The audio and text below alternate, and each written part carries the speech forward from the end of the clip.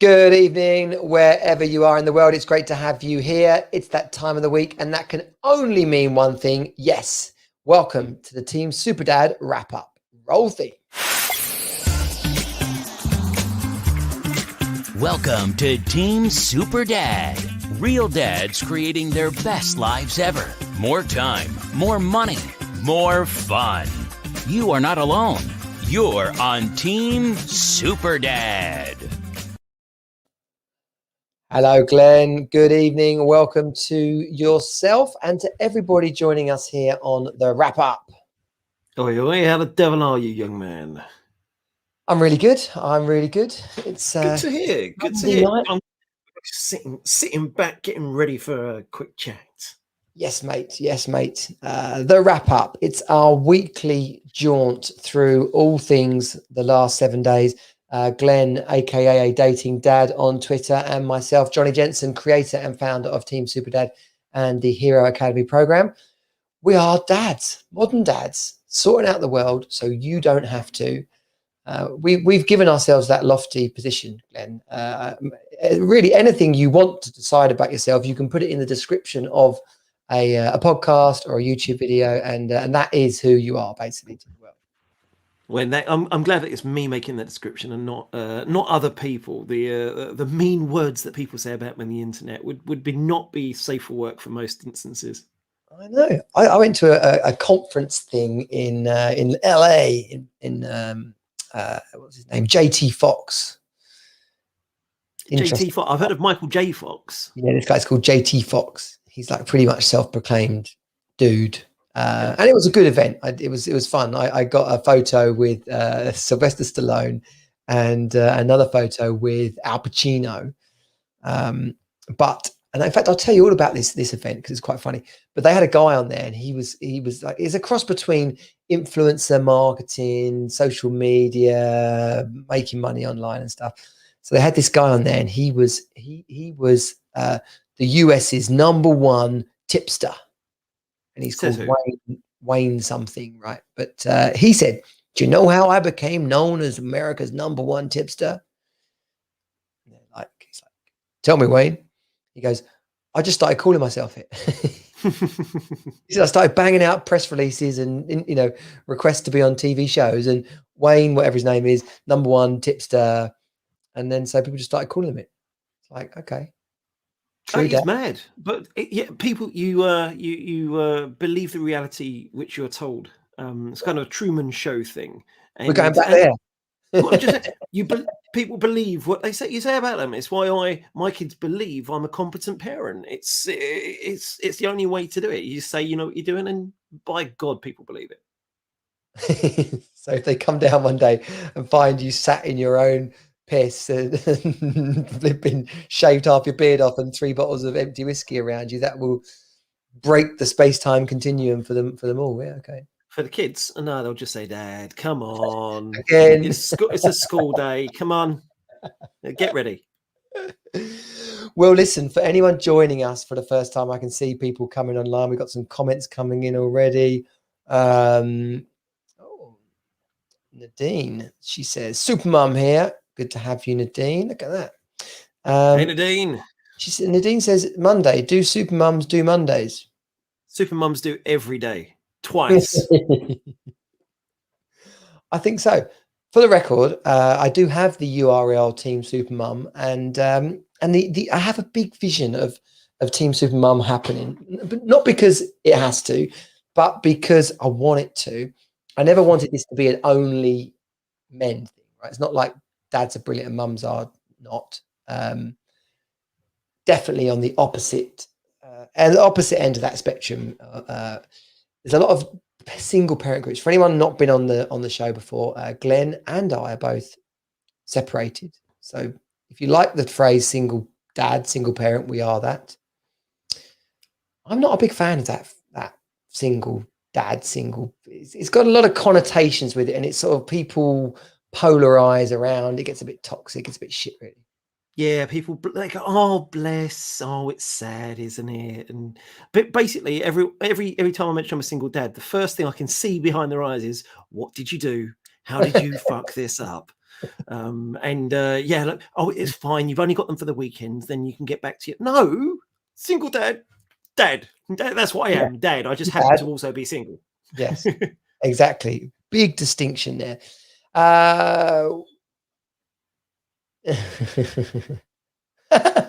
Nadine says she's got a mate she can introduce us to. That's good. Well, we are open to all offers. Only me.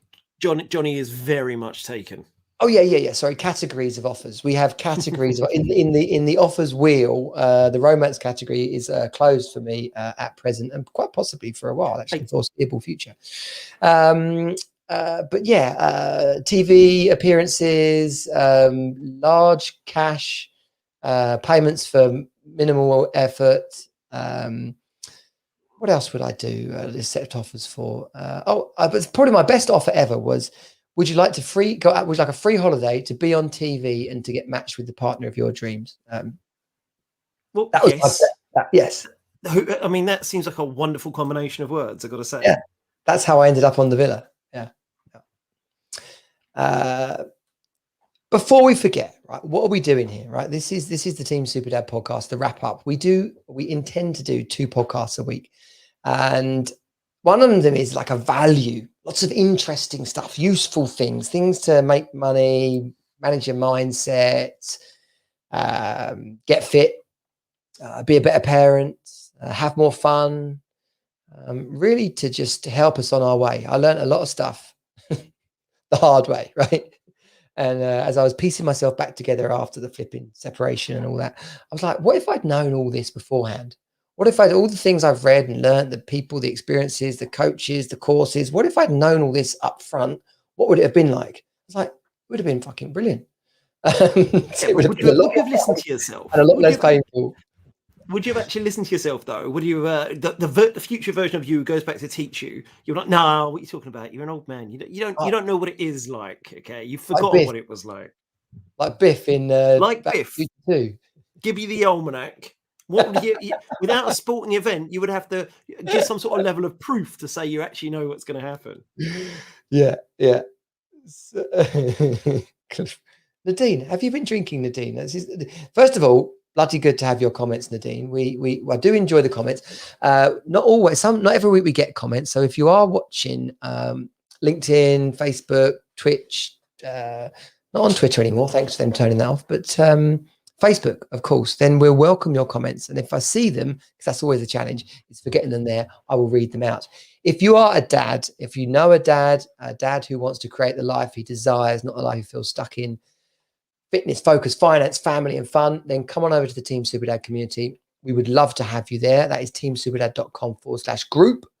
And that's free. We welcome you in. We chat, help, support, laugh, joke, whatever it takes. And not just people who want help as well. Sometimes people who can give help. You know, it's a team, and sometimes you need leaders, some you need followers. You need all positions available in a team. So if you've got if you know a dad you think actually, you know what, he's a really good dad, send him over. Let him share the knowledge. Well, that is gold. Stuart. No. Bollocks. The guy I had on the podcast the other day. Him and I become like, we chat, basically. It'd be helpful if I remembered his name. Stuart Roberts. I always struggle. If someone's got a first name and a second name that is 2 first names, that always throws me. One of my best mates called Matt Lawrence. Stuart Roberts, as in two first names. Stuart Roberts. He was on the podcast. Trust him. Never trust him. I just want to be anonymous. Listen, we got to just check back in with Nadine, because Nadine has put herself forward. She's going to be on the next live chat with us. Nadine, you'd actually be very, very welcome. We are totally open to that. So next Monday's the 50th show, Nadine. We're just working out what we're going to do for that. But the wrap up 51, Nadine, you are more than welcome. Let's chat. I'll circle back round and pick you up. Hey, honey, what you doing here? We'd love to have you, Nadine. That'd be bloody brilliant. Yeah, mums are welcome. Good mums are welcome. The world's full of good people. Here's the classic thing, right? That people get this idea that there's no good people about. No, see, now this is what really annoys me.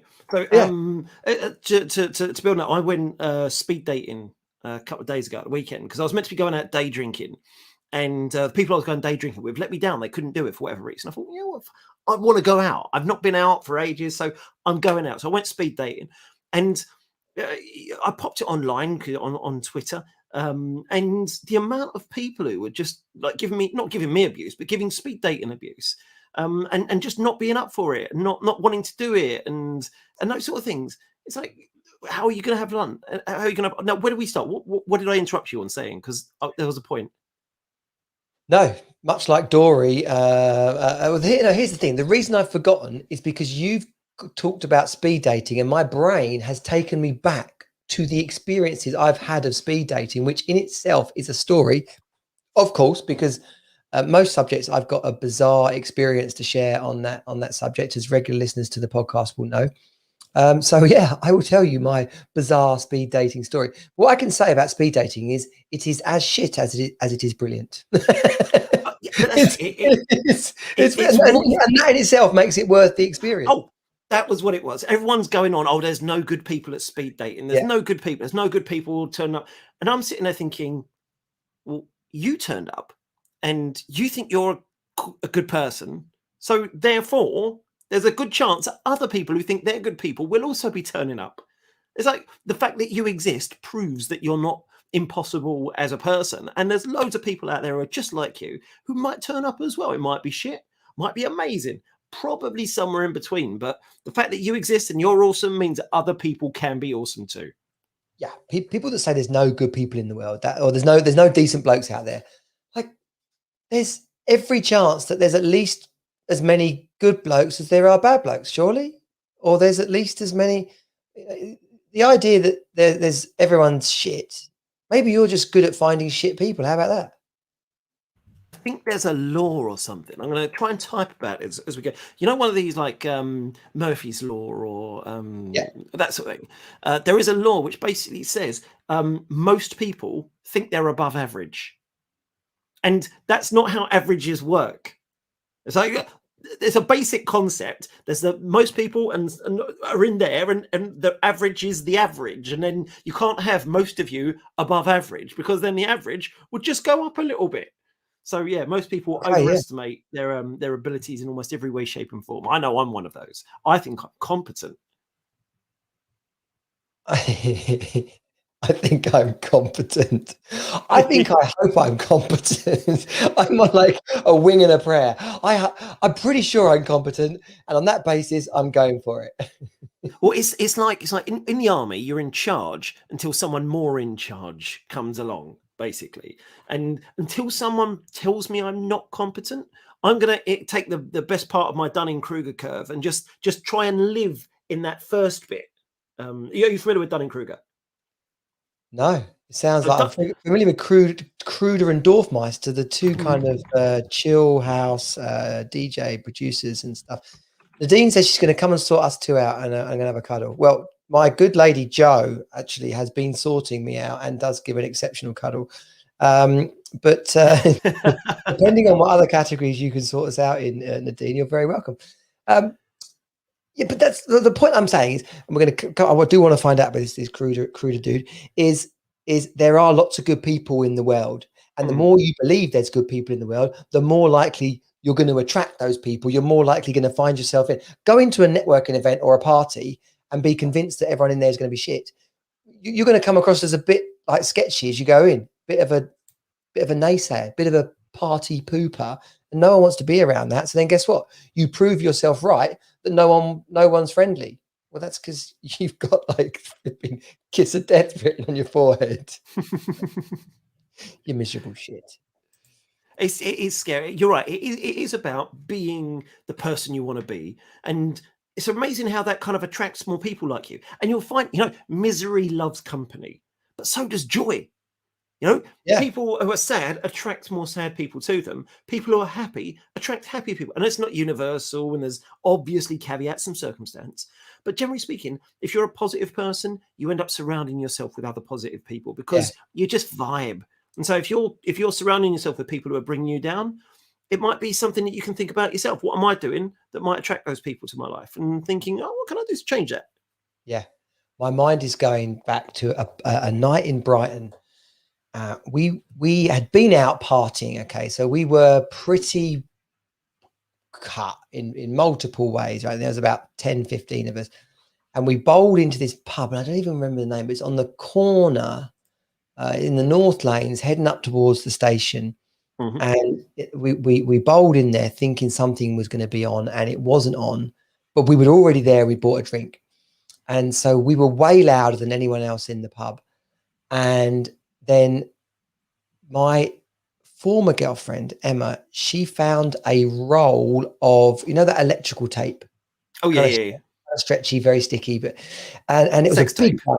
It was, I guess it could be sex tape. I've not had that experience, but now I know what to use for sex tape. I could possibly have that experience. So I'm pretty sure Jack ended up sweet talking the DJ into turning it up much louder. Emma's now going round the pub, giving everyone like headbands and ninja bracelets and this sort of stuff. Isn't that going to rip people's hair out? 5 minutes, the whole place was going off, simply because we'd wandered in there accidentally midway through a crazy weekend. And anybody can bring that. But if you're one of those people who goes into a parenting group and starts moaning about how shit your life is, well, all you're going to get is a load of people going, "Oh yeah, it is, isn't it?" Mm-hmm. What's a load of bollocks? I totally agree. Tell me about this bell curve, Kruger and Dorfmeister. Dunning-Kruger. So I am going to share my screen so that you can actually see this. I don't think I've ever shared any of my screens on this. This is screen sharing cherry. And it comes. Now I've pressed all the buttons, so hopefully you can see this. Look how serious that is. We need to put like a block of balls in the corner or something. Honestly, this is one of those things. When I learned it, I won't say changed my life, but certainly it was light bulbs, right? Dunning-Kruger effect. Now, this is something whereby you got two scales. On the x-axis is where you know nothing about something, right the way through to actually you're a guru, you know everything about it. And then on the y-axis is how confident you are. So at the bottom is no confidence whatsoever. On the top is high confidence. And what you'll see, if you can see the screen, if not, then you'll just have to visualize the graph. At the start of something, when you know basically nothing about it, you go up what's called the peak of Mount Stupidity. You've got high confidence because you don't know all the stuff you don't know. As far as you know, this is skiing's easy. I can go down a hill and it's straightforward and your confidence is high. Then you usually break a bone. And you realize actually, as the more you learn about something, the less you know about it, because you're learning about all the other areas that you know nothing about.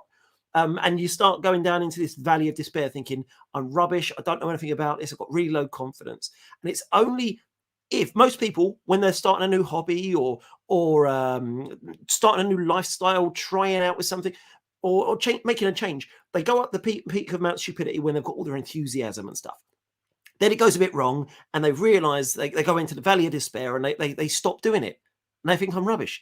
It's only those people who just persevere and just work on it, spend more time, get better, who actually go up this slope of enlightenment. I did not make up these names, to the plateau of sustainability. And you have to stick through with something. You have to go through the learning curve. It doesn't all just go straight up like a hockey stick. It goes up, then it goes down and then along. You have to go through the valley of despair unless you're going to get somewhere proper. And that is the Dunning-Kruger effect. And you'll see it every time you introduce someone to a new skill or topic. They'll be really enthusiastic at the start. Then they'll get less enthusiastic when they realize how little they know. And then as they get better, they'll start realizing, you know what, this is okay. I can do this. I want to see a picture of Dunning and Kruger, right? Are they professors with like monocles and top hats? Or do they look like Cheech and Chong? That's a good question. That is a good question. I genuinely don't know what they look like. These are 1896 Donner and Kruger, or 1967 on a hippie commune. I think that's more likely, to be fair. Absolutely. But yeah, I love all these little bits of little bits of knowledge. Yeah, you give like clever, stupid. is where you're just really excited about something. You don't know any better. You just go for it, and you have instant success because you just bloody annoys me, right? There's a bloke I got chatting to about a year ago. He created a group called Punk Rock Dads. Right? Mm-hmm. He hit some sort of sweet spot around the start of lockdown and stuff. And so he instantly had 4,000 members in this group called Punk Rock Dads. So now he's messaging me saying, how do I manage this? What do I do? And I was like, I thought he was taking the piss. I was like, are you like, I forget what I thought he was doing. But and he goes, no, honestly, I just started this thing last week for a bit of fun. And I've now got 4,000 members. There must have been no group for Punk Rock Dads on Facebook, and then he made one, and it was literally Field of Dreams. Create it and they shall come. Did you see? I got to look this up. I was just the New York Yankees played a game last week in a cornfield. Oh, Field of Dreams style. Celebrate the 30th anniversary of the movie. And Kevin Costner pitched the place. Here we go. Kevin Costner leads Yankees and White Sox from a cornfield. So they pretty much went back to the area, cut the field. They made the bloody movie, right? They had 6 million people watch the game, highest ever, like in modern day terms, highest viewing of a game. It's pretty damn impressive. Yeah, and I think I seem to remember someone talking about it, saying actually it was like a really good game, and I don't know what these words mean, but something like it was settled on the bottom of the ninth, whatever. Totally. Bottom of the ninth. That's like Hollywood. It's like literally the game is tied. You're going into the ninth, and the cool thing for me is that the Chicago White Sox are playing the Yankees. My family in Chicago, they've got like a bit of a split. There's a cluster who are White Sox fans. White Sox are South Side. And the rest of them are the Cubs. And for a time, the White Sox have been better than the Cubs. Then the Cubs won the World Series like a couple of years ago. And it's a bit like, oh, have you noticed we've got different? I did notice that. Yeah, I've pressed the. Oh no, it's because we had the thingy Bob shared. We had the screen share. We did have the screen share going. We've never done that before. We haven't. And just while I'm on a screen share tick, this is whatever his name, David Dunning. It's not quite a 19th century monocle as Dunning, and this is Justin Kruger. Look like lovely gentlemen. They're just really quite sensible, American like psychologists or doctors, archetypal professor type people. Yeah, straight laced. Okay, well. If we could, someone either knows that they've got a wild side and wants to send us some pictures in, that'd be great. Or failing that, and they're a good Photoshop person, take those pictures that we just shared, jazz them up into some kind of wild, funky, acid, 60s hippie, stoned moment where they came up with this. And even if you're not, I'm on the plateau. I've had a moment. And even if you're not a good Photoshop artist, try it anyway, because at first you'll be really confident, and then you might get a little bit shit, and then you'll dip down into the valley of despair. But just persevere and keep layering stuff on until it looks good. Yeah, this is the perfect segue back into speed dating, because I had a rule about speed dating, right? So I mentioned Emma before, right? Awesome woman, one of the funnest women I've ever known, right? So I had a good time, dated for a few years, broke up. But after that, I was trying to piece myself back together. Hadn't dated for sort of 4 years and was never that good at it in the first place. Now I found myself around the early 30s thinking, holy cow, how do I do this? So the obvious thing was, let's go speed dating. I was quite daunted by the whole idea of it. Didn't really have a wingman to go with. So I decided that I would have to go 3 times, because if I went once and it was good, that might have been a one-off freak occurrence. Equally, if I went once and it was shit, well, how do I know I did just not pick a bad speed dating event? Why should I write off all speed dating events simply because one was bad? I need to go to 3, best of 3. Whoever, multiple data points. Yeah, I like it. If it was good twice, it was okay. If it was bad twice. So it was weird and crazy. And so the first one was pretty boring and didn't really get any matches. The second one, again, a bit weird. Well, the weird thing about speed dating is as you get round to the sort of later tables, obviously people have had a few drinks and then they start saying things like, have you met the weird bloke with the top hat on yet? Or like, have you sat with Sue? Sue's like old, way out, like really old, and she's got bad, like there's like the kind of the room takes on a life of its own. You start to hear things that before you get to them, it's like a roller coaster. But the second time I went, I did get matched with someone, and it went a bit weird. Turned out she was also from Maidstone. And this is where I should have realized red flags are an important thing to take note of, right? Red flags are an important thing to take note of.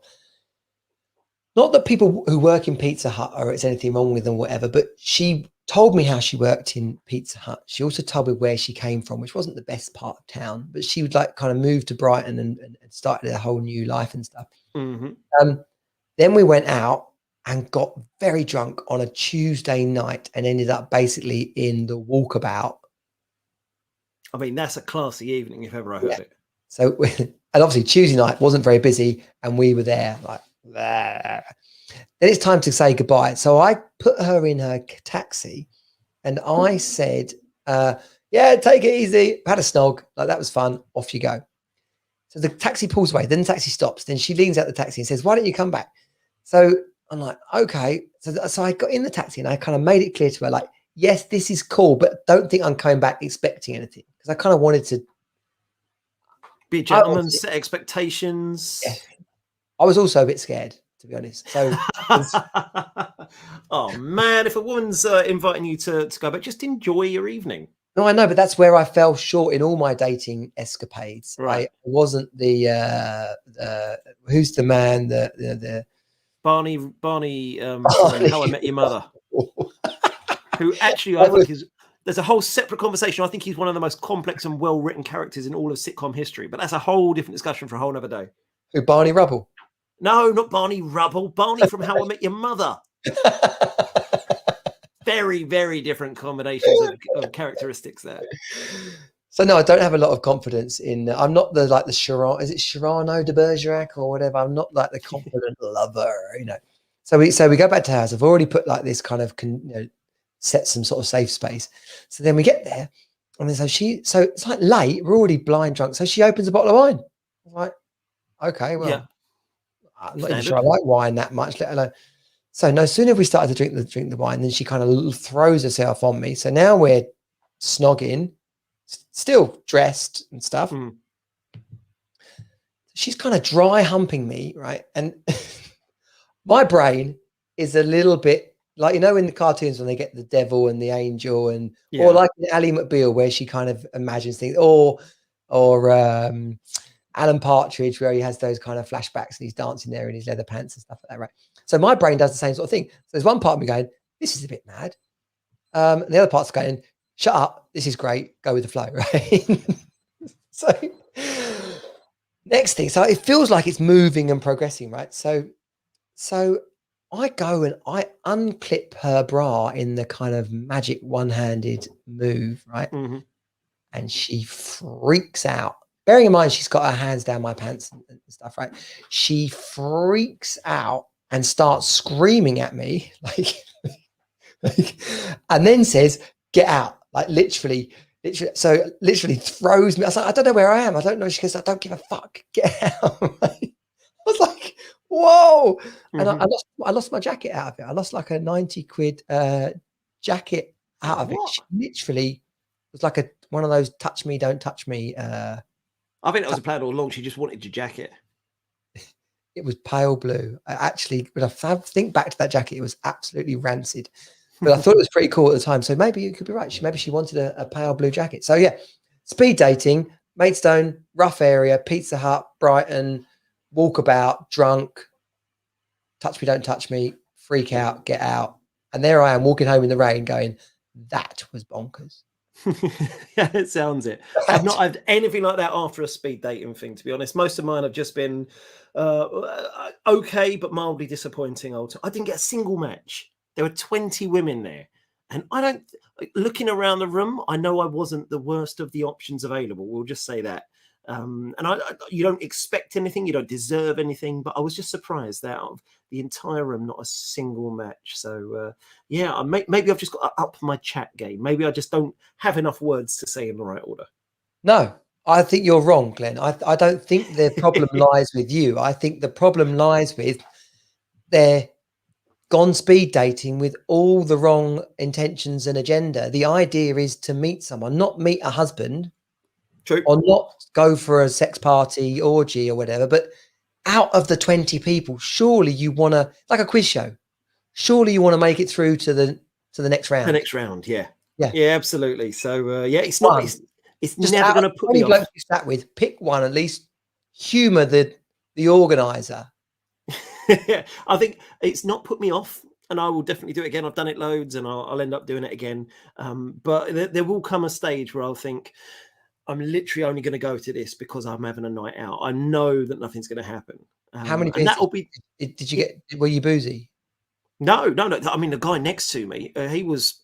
I don't know how much he'd had before we started, but after about 5 conversations, I could see him slurring. He was getting slower and slower to move on to the next person because he'd not got the words out properly. Yeah. How many minutes did you get? Because that's one of the variables. 4 minutes. That 4 was minutes. There were about 20 people. So, and on the scale of sort of hotness, were there any hotties there? Yeah, absolutely. There was some because obviously you got 2 things. You've got physical attraction, not attraction. That's the wrong way. You got kind of physical beauty and then interesting as an individual.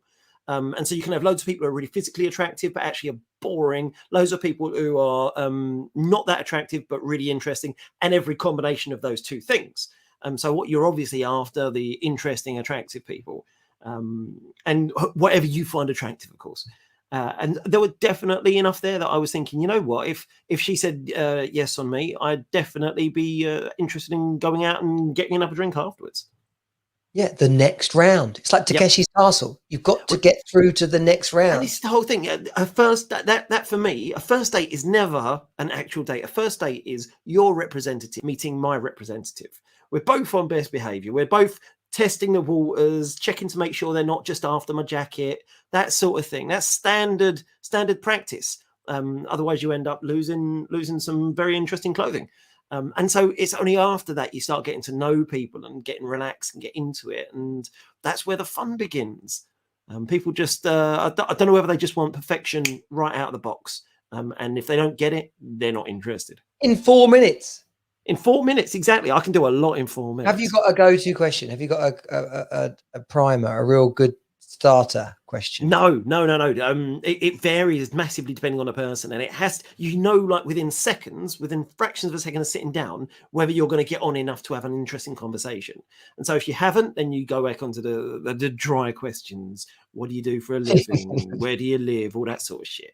But are you the lady that has snakes? Everyone's talking about you. If you get that instant bit of connection, then it just flows. The conversation just goes, and you don't even script. There's nothing in there, and you end up. With some people, I've ended up making stuff up with them and like daring them to be pretending that they're professional badminton players or something like that. And you just end up getting into a bit of rapport. Because all you're trying to do is be memorable. Not all I'm trying to do is be memorable enough for those that I'm interested in, so that afterwards, if I go up to them at the bar, they'll spend a couple of minutes talking to me at least, and we can actually gauge whether there is any sort of connection. And was this in London or Maidstone? This was Mayfair in London. Ooh, nice. Really, really nice place. It was a converted church, and so we were in a wine cellar downstairs, steaming hot. But wine cellar downstairs, every arch had a different thing. So one was a wine bar, one arch was a like craft beer. But then upstairs, as well as terraces and stuff, in the big kind of where the congregation, the choirs would have sang, that was all bars with restaurants around the outside. And upstairs was like a food hall all around the edges. So you just go there, you'd have drinks, you'd grab some food. It's a sort of place you could have just hung out for the whole day. And a beautiful stained glass window at one end of the room as well. It was a church, and they'd kept all the best bits of it. Yeah.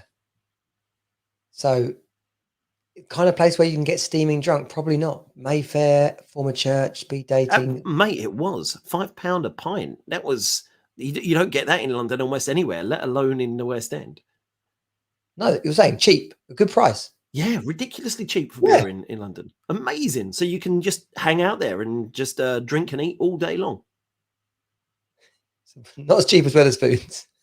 No, but that means you're in a Wetherspoons. So I'd quite happily pay the extra, whatever I needed to pay. We had breakfast in Spoons yesterday. The kids were desperate to go out for breakfast, and they're not. I mean, to be fair, Wetherspoons is so cheap for breakfast, and eggs, bacon, beans, toast, coffee. Hard to mess it up, It's standard fare. It has its place. And if it wasn't for the batshit mental views of the owner and founder, I'd have a greater love for it. But he's just a scumbag.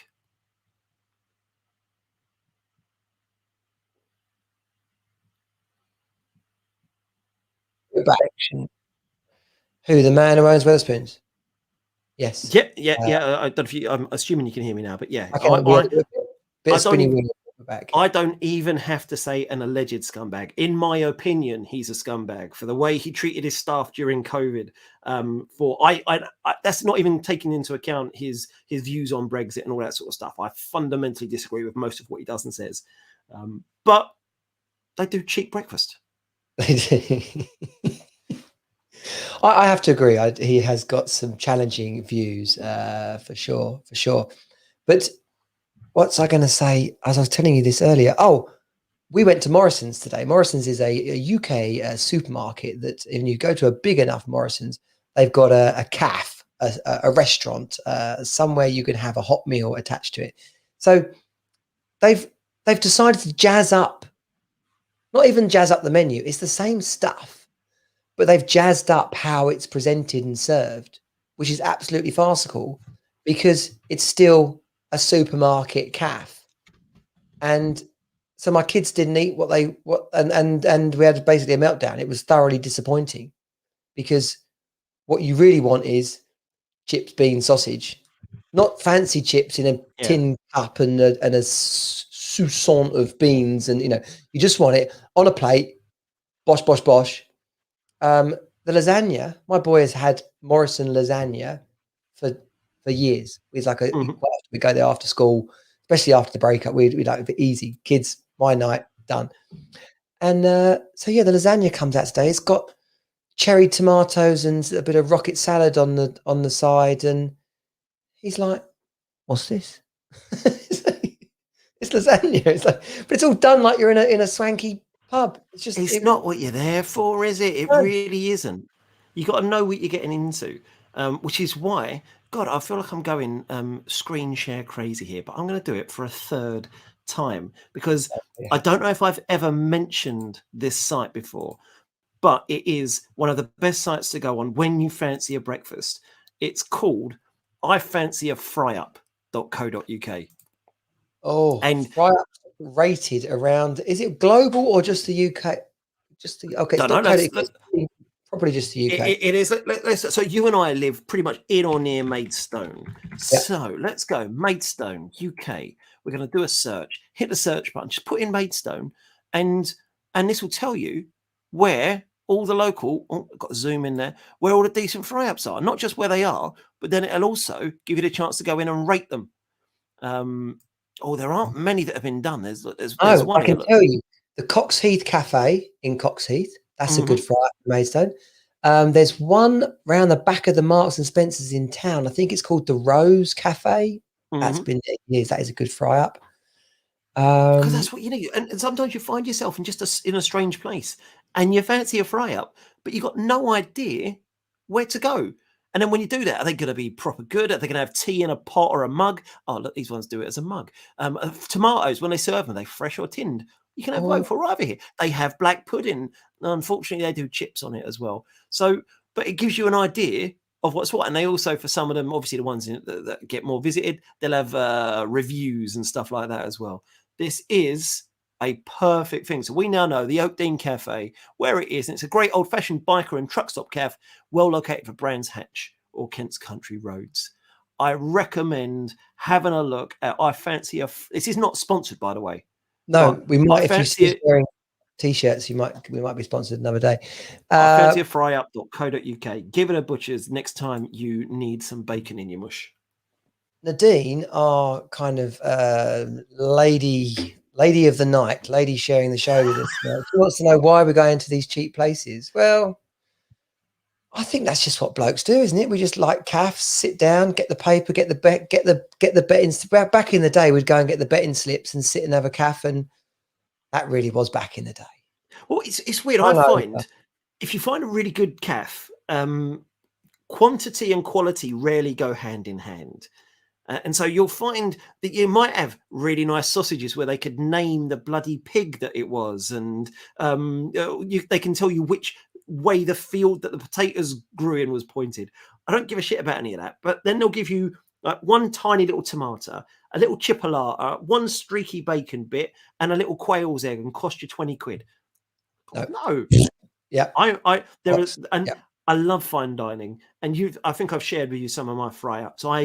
It's an art form, but sometimes you just need a lot of it to soak up whatever was in there from the night before. Yeah, it's got to be a plate of food, a whole plate of food. Whole plate of food. The worst people for that, the shittest place to go and eat. I have no idea how this chain still exists, and I think they pretty much are closing after lockdown. Frankie and Benny's. Oh, yeah, they're not great. Atrocious food. It's a charade, a mockery, an absolute sham crime against chefs around the world. I'll tell you what, I'd like to actually do, bottomless brunches where you turn up to somewhere and they say, right, you've got 2 hours and here's the menu. You can have as much of, there's a place called, I think it's like Wings or something like that, where you basically have as many chicken wings as you want and free champagne or whatever it is for the time you're there. And you just stay there. They're called a bottomless brunch. If someone was to say, fry up, bottomless brunch, and X amount of booze as well, I'll be there tomorrow. That's Dubai. Isn't that a big thing in Dubai? It's in London. There's some great places in London. I think we need to go out on a bit of a recce and find the best bottomless brunch in London. I can tell you pretty much the best brunch I've had, both in food and location. And this is a good tip for anyone visiting Chicago if they still do it. It's a bit far to go for Eggs Benedict, isn't it? I know, but they do a all-you-can-eat brunch up the John Hancock, and like the top floor is like the 150th floor or something. It's like the 9th tallest building in the world, which when you're in the realms of tallest buildings, that's good enough, right? Plus it's on the lakefront, so it's pretty epic. So then the flipping restaurant is 1 floor down. It costs about $25 to go to the top floor. Well, go 1 floor down and get the $40 breakfast brunch thing. Absolutely epic. Absolutely brilliant. That's definitely one of the best brunches I've had. Sounds awesome. I would happily give that a go. But like I say, you pick up the travel, I'll pick up the brunch. Okay, so we needed a business deal. Okay, well, I do have a plan for Team Superdad. Is one of the visions for Team Superdad was always, because I got my family in Chicago, was to create a reason to be in Chicago / Florida on a more regular basis on business. Mm-hmm. So Team Superdad and the Hero Academy and the firewalking events is the perfect platform to have, weekend events, have retreats, have community meetups, mastermind meetings in Chicago. So obviously, as one of the presenters, senior executive members of the team, Glenn, that you're in on that. So in fact, let's book out. By the way, the restaurant rotates on a circle thing. Let's book out and have our do the brunch there. Okay, you heard it here first. We are going to the John Hancock for dinner. Dean wants to know why we do this on a Monday night. I've got right, Dean. I'm absolutely with you. And you never know it. You never know what the next week's going to bring. But we do it on Monday just so we can wrap up the weekend just gone and to hang out. And guys, we don't get the chance always just to hang out with other people in the pub anymore. You know, this is the modern day and age, and sometimes it's nice just to chat, connect, and shoot the breeze, and make sure everyone feels slightly less alone. But absolutely, that actually, Glenn, just to hit the nail on the head there, when in some of my darkest days, pre-breakup, after breakup, this isn't about single dads breakup. It is about families. It's about men creating the relationships that work. It's about being the kind of guy that our partner is in love with, and being the kind of guy that's having as much fun and enjoying life as possible. So, but in those dark times, this is for Unidine. I'm talking to Unidine. In those dark times, I got into listening to podcasts massively, and some of the funnier ones really were what kept me insane, like the conversations, the chit chat, especially after broke up and first moved into our home, this place I'm recording from now. Those nights when it was just me were flipping empty, and so there was a variety of podcasts I discovered where it was literally like having a bunch of mates there with me and kept me sane. So that's part of what this is. And mostly, though, we do it so that people like Nadine will get in touch and share their views with the world. So you've basically made our week. Yeah. Certainly made mine, anyway. But we haven't talked about our weekends, by the way. Did you have a good weekend, Glenn? Yeah, it was none too shabby. The dating was this weekend. The speed dating was. Yeah. So went around a friend's house for dinner on Friday. No, she came around mine to mine for dinner on Friday, and then went out speed dating on Saturday, and then just chilling out on Sunday. It was pretty much a crap first draft of Craig David's work. Then did my blood giving today. I don't know what number I'm up to now, but if you don't give blood, do. If there's no reason for you not to, and if it's just because you're scared of needles, then I will come around and find you and slap you, because everyone needs to give blood. I'm embarrassed to say, and it's not like I'm horribly embarrassed. I've done it once. Why would you go once? Why would you go once? Go exactly. never. Once you've done it, you've done it. You've proven you can do it. Why go do it again? Why go once? You can book it online these days. If you like that sort of thing, there's even an app. It's so easy. You book it, you turn up, and because of COVID, I'll tell you what, the last few times I've done it because of COVID, it's none like the old days where there was delay after delay after delay. Bosh, you're in there. Bosh, they see you. And yes, they ask you questions about why have you had sex with anyone? I have to say no, because I'm fucking single. And then they needle in, needle out, no chit chat, bang, gone, done. It's easy and quick, and you help save someone's life. Well, that's the reason I first gave blood. The reason the only reason I give them blood. So I declare on the podcast tonight that I will book in and go and give blood this month, or in the next 30 days I will go and give blood. I wanted to do it for the bone marrow thing. Mm-hmm. There are people dying because they can't find a bone marrow match. And if we were all logged into the system, most of these people would not die, because it would be obvious who their match was, and we would be able to go and give some bone marrow and save people. Is that low? That's what they need bone marrow transplant for? Is it like leukemia? Leukemia. Yeah. And kids get leukemia, right? We can save flipping kids as well. Exactly. Every single person watching this, listening to this, that are around you today, it's such a simple thing to do. And can you? I know you don't get to say where your blood goes, but realistically, could you honestly sit there with a loved one dying in pain? There's a car accident, there's cancer, there's childbirth complications, all these things that could happen, and you've got no control over it, knowing that you have done nothing to contribute and make their lives better, to help save someone's lives, when you could do it in a lunch break. It's just it blows my mind. So I'm a donor. I'm glad in the UK now it's donate, organ donor by default. That was always a bit weird to me. Like, why would you need your eyes? Like, why would you? Why? Yeah. Oh no, that'd be weird. What do you mean? What do you mean that'd be weird? You're dead. Like, even if you're religious, and I dare say there's some religions that like kind of it's written down somewhere that you need your eyes or whatever. But the rest of us, even like the spiritual essence of us, our soul, because I'm pretty much along that line, that we're just a spirit being happening to live in this body for a while. And but clearly I don't need my eyes or my heart, or my flipping bowels, balls, And toes, whatever they want to cut off and give to someone else, then go for it. What a gift you can give. Can you imagine how much of a difference that's going to change someone's life? It's literally going to save it or improve it. There's no two ways about it. So yeah, that was on the radio the last few weeks ago. There was someone I was listening to a book, actually, one of my audiobooks.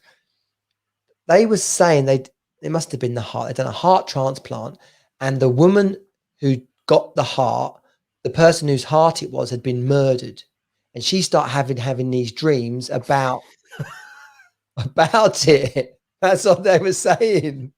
That's what they were saying. Okay. And they went to the police, and they did this thing, and they caught the person, and that sounds like bollocks. That sounds like bollocks, doesn't it? Absolute 100% utter complete bollocks. Otherwise, the people who get my blood, they're going to have some fucking weird memories. That's all I'm going to say. Maybe that's why I have weird dreams. I need to talk to my dad. I haven't got a big stitch down my chest. That's a good evidence. So, Nadine, we've already said you're coming on next time. Can I be the guest bird next time? Yeah, you're coming on. On the subject of guest birds, right? I did we normally or have done in the past our Hot in the 90s feature. Right? We've done it from time to time. Done it from time to time. So they've been showing American Pie on that's a classic. On one of the TV. The advert keeps coming up, right? So I searched for. I put into the Google MILF, right? Thinking, Mum, I'd like to fuck, right? So was I there? thought that was a pretty safe term. I thought No. MILF was no. All it did was bring up porn sites. Yep. Yeah, absolutely. They coined that term, and now it's absolutely any woman who's over the age of about 25 is classed as a MILF. If you can look like you're younger, then they go for some disgusting teen thing, apparently. But the internet's all messed up. Back in the day, you could put boobs into Google, and you get loads of pictures of boobs. Like simple stuff, simple, good, honest. C-list porn, right? Just boobs. Just put in boobs. Yeah. So you can't do that anymore. But Google won't show you boobs, right? But you put in MILF, and there's like a whole long list of porn sites. Porn sites are rotten. The things you can see on a porn site are absolutely wrong. Back in the day, you've been trying to get through it all to make sure that you've done your research. Well, yeah. I can't talk about something unless I've done a good level of detailed research. I'm a serious broadcaster, right? But yeah, back in the day, a nervous, stretched out arm, top shelf, club, razzle, center spread, readers' letters, happy days. That's about as wrong as it got, right? Basically, but not now. The one thing, parent could be that bothered about catching their lad with a copy of Razzle stuffed under his mattress, right? That's never going to happen. It's all hidden away on Kindles or something like that, I'm sure.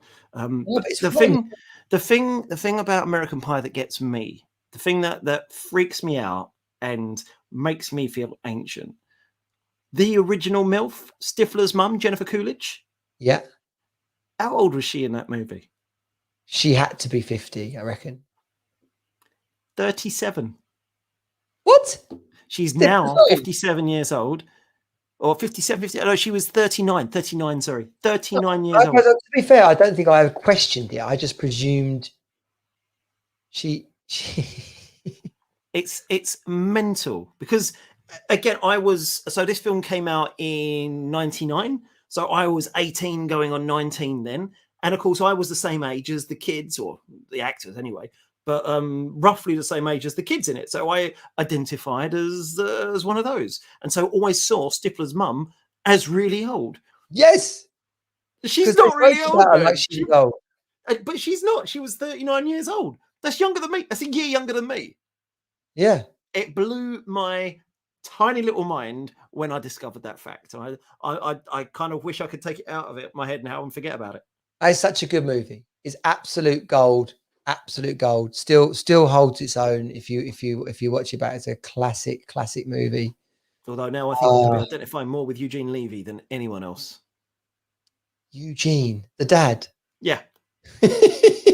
That's who you identify now. I think Well, I yeah, haven't seen it in a long time, but you know what? I think I'm closer to him than I am to anyone else. well, no, listen, before we start to wrap up the wrap up, and I think I want to talk about this over the next couple of weeks because my boy's going to school. I think I want to sit down and have a chat with him, not necessarily birds and bees, but I want to run him through a list of like words and phrases just so he doesn't like. I want to tell him every what's it called? What's the word? Like every euphemism, every Euphemism? possible slang term euphemism for a cock. No, see, no, but Schlong, But that's tinkle, that's banger, part of the thing grip, about growing up is he's gonna schlong, learn these phrases. old chap. He's gonna discover them, and there'll be a whole bunch of them that you won't understand because these will be modern things. And but the whole point is they discover it as an age group, and they all come up with these terms, and they all do it at the same pace. Oh, Otherwise, okay, so I'm going to ruin things. Oh no, but then I don't want him like what's a cunt? You know, like I don't know, like, but that's part of growing up for him. Then he has to go to Google. So I'm not helping him with the rite of passage. I'm putting the drawbridge back or something. I'm ruining. I mean, I'm not saying I'm right. This is just my personal opinion as a dad. Is there's some things where you do want to make sure. So you want to make sure before they go to secondary school, they know there's no such thing as Father Christmas. Sorry, spoiler alert. But there's things about childhood that you want them to kind of make sure they're prepared. So they're not going to get the piss ripped out of them. But there's other things they have to discover as part of their friendship group, and they have to have those conversations themselves. Blowjob. What about blowjob? I don't think he needs. Years wondering what that was. I thought it was something that blowed. I didn't. But I went to an all boys school and then another all boys school, right? So you knew all about blowjobs. My dad's attitude to to those talks was he goes, "My dad never told me nothing. I'm not telling you nothing." and that's the thing. There's a balancing act. There is, and I think he will be more open with you. And he will say, "Dad, look, I've heard. What does this mean?" And he might have that because you've got a much stronger, tighter relationship than it sounds like you had with your dad. Yeah. But it's that pace of things and that collegiate spirit. Otherwise, you take that away because I'm pretty sure his friends won't be having those conversations with their parents. And so it speeds things up for one person, but the rest of them are left behind, and it creates a disparity. So, my personal opinion, I could inadvertently become Eugene. Pretty much. For me, it's all about answering the questions and making sure they feel they can ask anything, but not forcing that knowledge upon them. Okay, now that's good. That's wisdom there, Glenn, because you have got a couple of kids older than me. That's good. Okay, so we are making sure that they know, a bit like the Wizard of Oz, they know we're up there. We're ready. You can come and ask a question when you want. But until that point, you've just got to walk the path yourself. Yeah. Okay. That's that way they'll walk it at their own pace and carry their own knowledge. Nadine. I love you, Nadine. Nadine says she's actually married. She's dropped in here. She's got a husband, but she does have some friends. She says here, keep away from the PE teacher. That is true in so many respects. The PE teacher. Well, yeah, also indicating the length of their shorts will give you a gauge of what kind of PE teacher they are as well. Yeah. Did you ever know a PE teacher who wasn't sadistic? We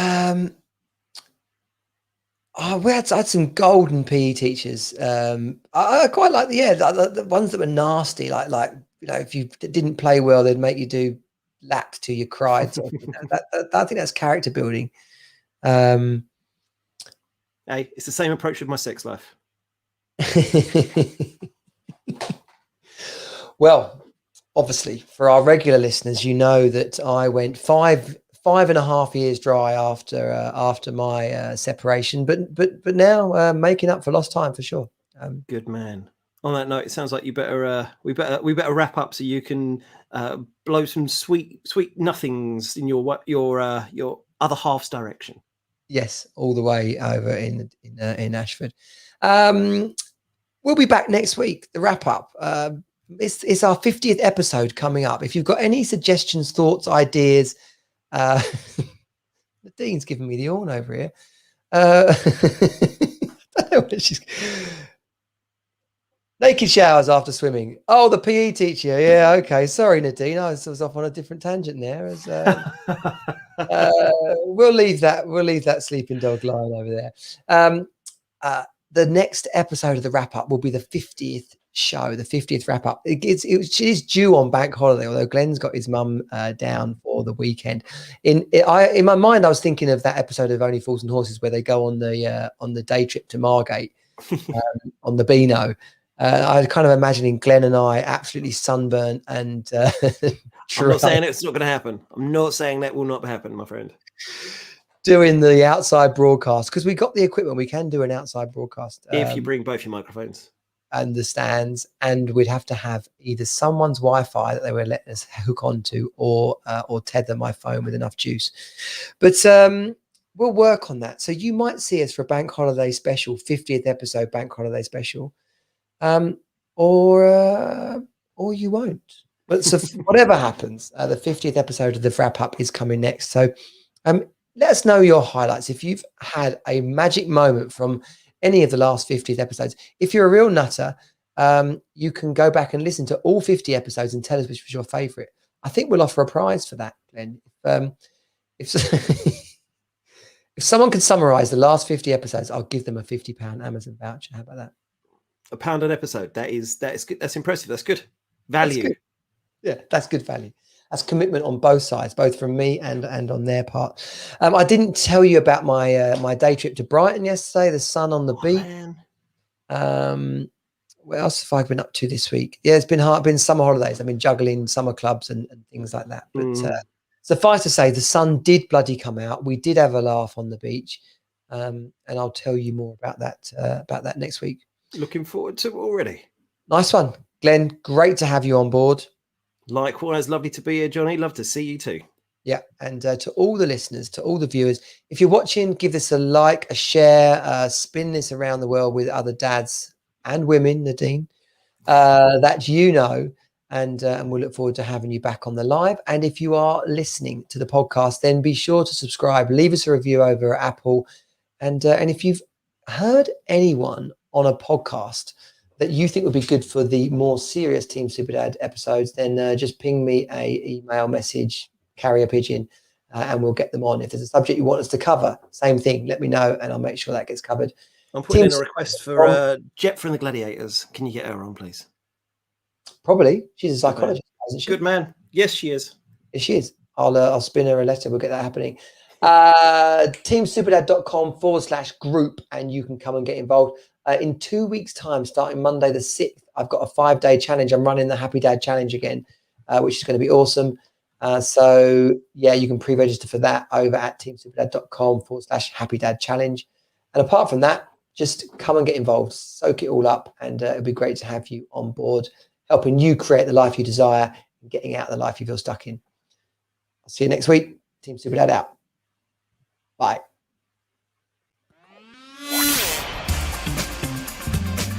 This has been Team Superdad. Find us at teamsuperdad.com. Join the program and create the best life ever for you and your children. You are not alone. You're on Team Superdad.